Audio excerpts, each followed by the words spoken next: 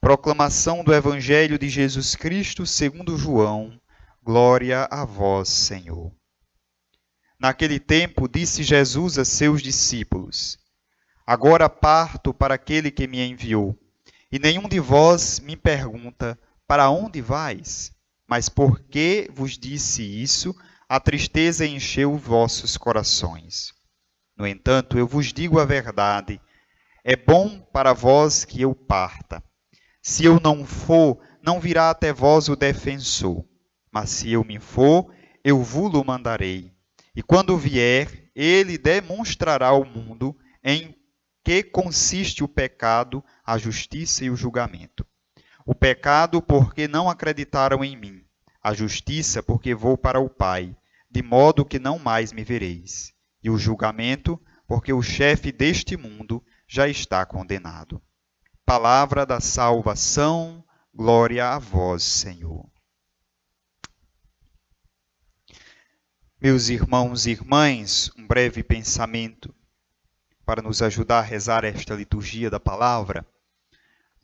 Começar pelo Evangelho, mas hoje nos detendo nos Atos dos Apóstolos. O Evangelho que Jesus continua a prometer de que enviará o defensor. E eu venho dizendo estes dias que, quase que catequeticamente falando, ou pedagogicamente falando, começa a nos preparar para a festa de Pentecostes, quando Jesus está prometendo o Espírito Santo, o defensor, o paráclito, o santificador, como queiramos dar o nome ao Espírito Santo de Deus. E eu venho dizendo que esse Espírito é o condutor da evangelização, é ele que conduz a obra da evangelização e nós devemos nos deixar conduzir por este Espírito Santo que é vivificador.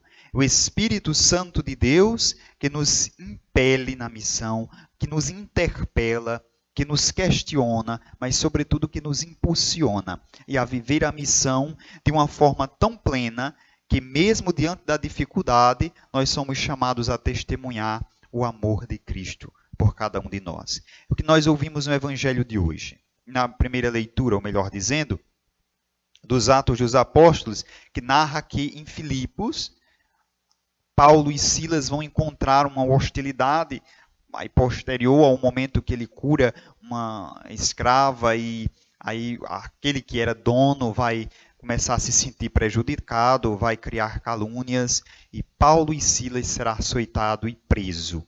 É o que nós ouvimos hoje na leitura dos Atos dos Apóstolos. Nós poderíamos olhar diversos aspectos, mas eu gostaria de chamar a atenção para um.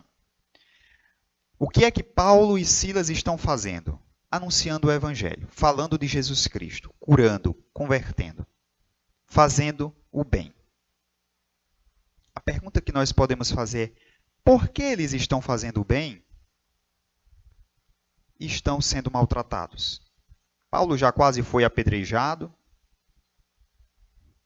Outros foram apedrejados, foram expulsos. Hoje em Filipos, Paulo e Silas são açoitados e são presos, amarrados pelo pé num tronco. Teriam de tudo para desistir. Hoje nós estamos anunciando, o que encontramos é hostilidade, o que estamos encontrando é dificuldade. E o que nós ouvimos é que eles na prisão cantavam hinos e rezavam. É tanto que todos os outros prisioneiros escutavam. Enquanto em toda a adversidade teriam tudo para desistir, desanimar, baixar a cabeça e desistir de tudo, eles continuam glorificando a Deus. Parece que tudo está indo na contramão. Como é que eu estou anunciando esse Jesus, estou anunciando a boa nova desse Jesus, do Mestre Jesus, mas eu estou sendo perseguido, eu estou sofrendo? Como é que eu estou fazendo algo de bom e estou numa crise como essa? É um questionamento que eles não se fizeram, mas que cada um de nós nos encontramos a cada instante tendenciosos a fazer. Porque eu, que sou uma pessoa de bem, não faço mal a ninguém, sou um católico, rezo, vou à missa, sou uma pessoa íntegra, por que comigo isso? Por que esse sofrimento? Por que estamos passando por esta pandemia? Por que tantos inocentes morrem? Questionamentos que nós fomos fazendo e não encontramos respostas. Paulo e Silas não gastaram energia e o tempo precioso que eles tinham tentando encontrar respostas que eles não iriam achar. Na adversidade, eles rezavam, cantavam, louvavam a Deus. Aquilo que o Salmo de hoje vai dizer: o braço do Senhor vem em nosso auxílio. Não era a prisão que iria conter o espírito vivo, a esperança que estava no coração daqueles dois homens. Não eram as grades ou as correntes nos pés deles que detinham a esperança de continuar anunciando a boa nova do Evangelho. Por que é que muitas vezes nós deixamos qualquer corrente nos prender? Qualquer realidade difícil nos amedronta, nos aprisiona de tal forma que sufoca qualquer esperança que está dentro de nós. Nós precisamos olhar o exemplo destes homens da primeira comunidade cristã, de perceber como eles não deixavam que nada sufocasse a esperança que Cristo fez nascer nos corações deles.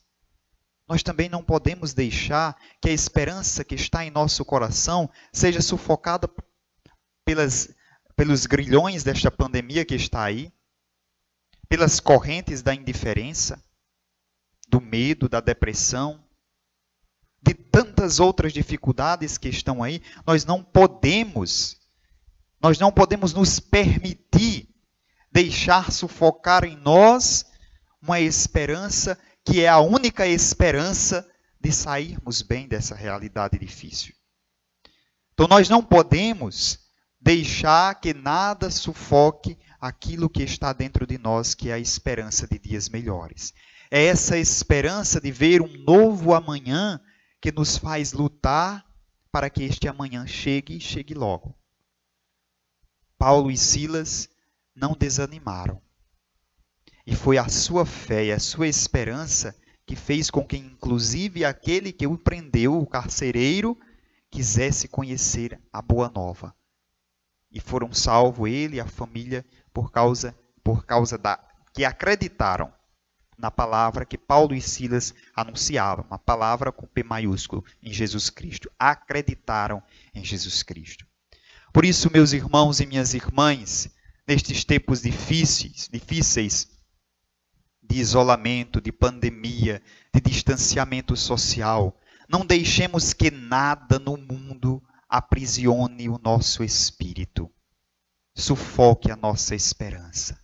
Pelo contrário, nós devemos irradiar para o mundo a esperança de que tudo isso vai passar, porque não estamos sós. Como diz o Salmo, o braço do Senhor vem em nosso auxílio. Louvado seja nosso Senhor Jesus Cristo,